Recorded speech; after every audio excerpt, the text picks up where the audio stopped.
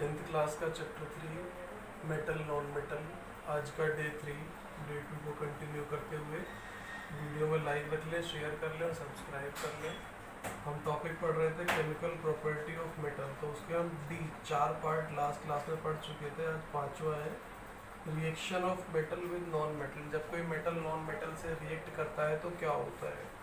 तो रिएक्टिविटी का मतलब होता है कि अपने आउटर मोस्ट शेल में जो इलेक्ट्रॉन्स हैं उनका डपलेट यानी कि 2 या फिर ऑक्टेट यानी कि 8 इलेक्ट्रॉन्स पूरे करना टारगेट होता है। तो reactivity represent tendency of element to achieve completely filled valence shell. Element which lose electron, जो इलेक्ट्रॉन को लॉस करता है, देता है अपने वैलेंस शेल में से, ठीक है, फॉर्म कैटायन तो प्लस का बन जाता है। वेयर एज जो उसको गेन करता है उस इलेक्ट्रॉन को, वो एनायन बन जाता है। जैसे कि यहाँ पर for example formation of NaCl में देखें NaCl कैसे बनता है। तो यहाँ कैटायन एनायन फॉर्मेशन दिखा रखा है। Na के पास 11 इलेक्ट्रॉन थे, 2, 8 और 1। तो Na ने प्लस दिखा रहा है ना, मतलब कैटायन बनाया, मतलब लूज कर दिया 1 इलेक्ट्रॉन।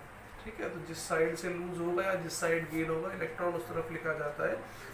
तो एक लूज कर दिया तो पहले 2, 8, 1 थे, अब कितना बचेगा 2 और 8। इसी तरीके से क्लोरीन का 17 था एटॉमिक नंबर, 2, 8, 7, 17। तो क्लोरीन ने एक एटम गेन कर लिया, तो उसके ऊपर 1 माइनस आ रहा है और गेन कर लिया, इसलिए इलेक्ट्रॉन इधर आ रहा है। तो 7 थे, 1 एक्स्ट्रा आ गया, 2, 8, 18।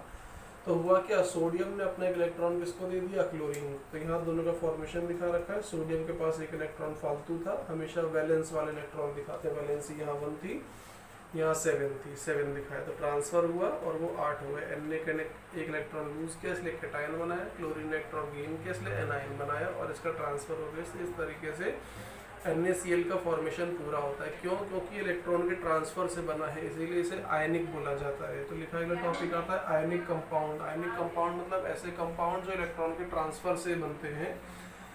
The compound formed by the transfer of electron from a metal to a non metal are called ionic compound कहलाते हैं, या फिर इन्हें आप इलेक्ट्रोवेलेंट कंपाउंड भी बोल सकते हैं। फिर इसी को टॉपिक आता है प्रॉपर्टी ऑफ आयनिक कंपाउंड। इनकी क्या क्या प्रॉपर्टीज होती हैं। तो फिजिकल प्रॉपर्टी मतलब फिजिकल नेचर कैसे होते हैं। They are solid and hard, मजबूत होते हैं, जनरली ब्रिटल, जरूरत से ज़्यादा दबाव डालने पर ये टूट जाते हैं। Melting point and boiling point की बात करें तो इनके मेल्टिंग पॉइंट और बॉइलिंग पॉइंट दोनों हाई होते हैं। सॉल्युबिलिटी की बात करें तो सिर्फ ये वाटर में डिजॉल्व होते हैं, बाकी किसी के अंदर डिजॉल्व नहीं होते। इलेक्ट्रिसिटी कंडक्शन की बात करें तो ये सिर्फ मॉल्टन जब पिघले हुए होंगे तभी इलेक्ट्रिसिटी कंडक्ट करेंगे, बाकी में किसी में सॉलिड और गैस में इलेक्ट्रिसिटी कंडक्ट नहीं करेंगे।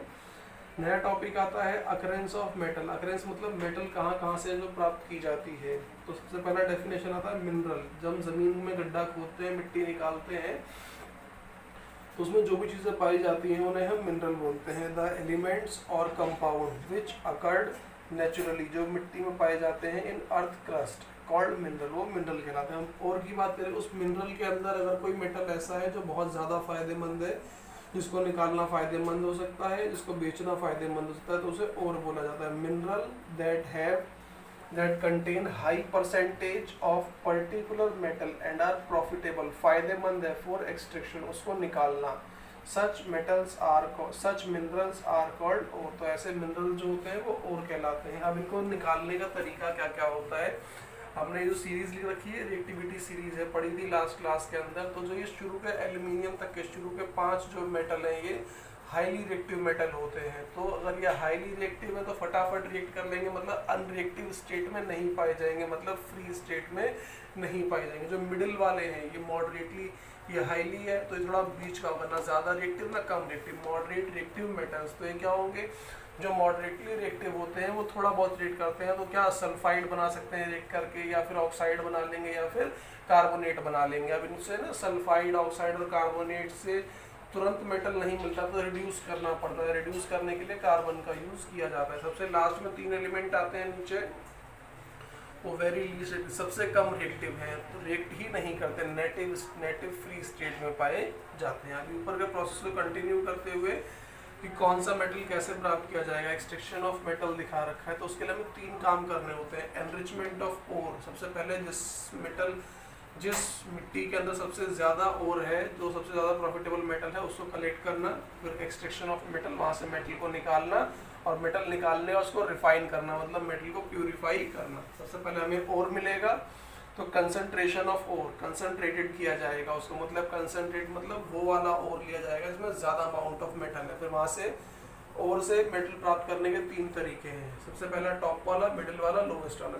मेटल विद हाई रिएक्टिविटी, शुरू के 5 जो पढ़े थे, sodium, potassium, calcium, magnesium, aluminium, तो वहाँ पे क्या करना है, इन सबको इलेक्ट्रोलिसिस करना है, इलेक्ट्रिसिटी पास करानी है मॉल्टन स्टेट में, वहाँ से सिंपल प्योर मेटल मिल जाएगा। ठीक है। फिर सबसे लास्ट वाला मेटल ऑफ लो रिएक्टिविटी, इसकी रिएक्टिविटी सबसे कम है, तो उसे क्या करना है, सल्फाइड ओर में कनेक्टेड करो और रोस्टिंग कर दो। रोस्टिंग की भी बात करेंगे, रोस्टिंग करो, मेटल मिल जाएगा, मेटल को रिफाइन कर लो। तो ये 2 तरीके होगा। फिर बीच वाला जो मॉडरेट रिएक्टिविटी है, मेटल ऑफ मीडियम रिएक्टिविटी, तो उनको प्राप्त करने के 2 तरीके होते हैं। पहला तो या तो आप उनका कार्बोनेट का ओर बना लो, दूसरे में सल्फाइड का ओर बना लो। अगर कार्बोनेट का ओर है तो एग्जाम्पल के लिए जिंक कार्बोनेट, तो उसको लिमिटेड सप्लाई ऑफ एयर में गर्म करो, इन लिमिटेड एयर की सप्लाई में उसको गर्म करो। तो जब लिमिटेड सप्लाई में गर्म करते हैं तो कैल्सिनेशन कहलाता है।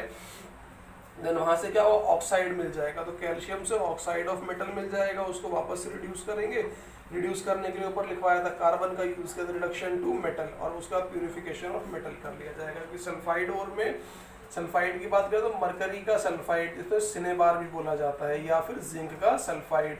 यहाँ पर लिमिटेड सप्लाई में कर रहे थे इसलिए कैल्सिनेशन है, यहाँ पर एक्सिस एयर भरपूर सप्लाई, 100% सप्लाई, तो उसे रोस्टिंग बोला जाता है, वहाँ भी रोस्टिंग था। तो वापस उससे रोस्टिंग से क्या होगा, ऑक्साइड में कन्वर्ट, रिड्यूस किया जाएगा कार्बन की हेल्प से और प्यूरिफाई हो जाएगा। दोनों में ध्यान रखना है, ठीक है, कि जो कार्बोनेट के ओर्स होते हैं उनको भी ऑक्साइड में कन्वर्ट किया जाता है, सल्फोनेट जो होते हैं उनको भी ऑक्साइड में कन्वर्ट किया जाता है। डायरेक्टली इनसे मेटल क्यों प्राप्त नहीं किया जाता, क्योंकि इनसे डायरेक्टली मेटल प्राप्त करना कार्बोनेट से सल्फोनेट से डिफिकल्ट प्रोसेस होता है, इसलिए इनको पहले दोनों को ऑक्साइड में कन्वर्ट किया, देन उससे मेटल प्राप्त किया जाता है। यहाँ पे लिखा है, तो ये सारा जो हमने पढ़ा ये क्या था, these are the steps of metal extraction above shown, ऊपर दिखा रखा है। नेक्स्ट क्लास डे 4 की होगी, डे 3 आज कंप्लीट होगा।